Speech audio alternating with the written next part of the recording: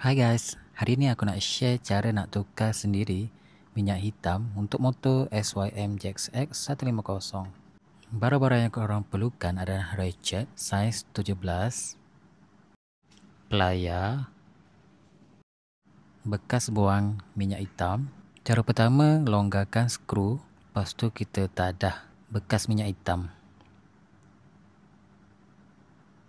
Okay, nampak tak? Dah keluar minyak hitam.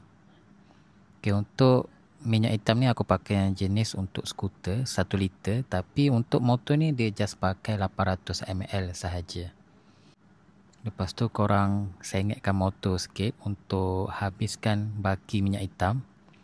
Lepas tu lap korang punya skru dan masukkan balik. Dan ketatkan guna ratchet tadi.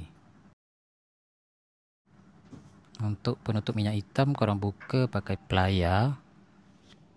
Lepas tu korang tuang macam biasa. Sebab aku tak pakai corong, jadi aku just guna botol terpakai. Kalau kita nak terus masukkan secara direct, dia tak sampai. Jadi terpaksa guna cara DIY.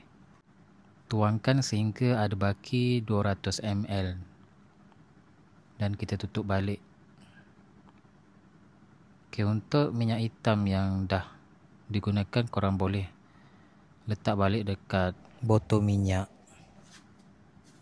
Dan korang ketatkan balik penutup minyak hitam dan dah selesai. Itu saja, senang.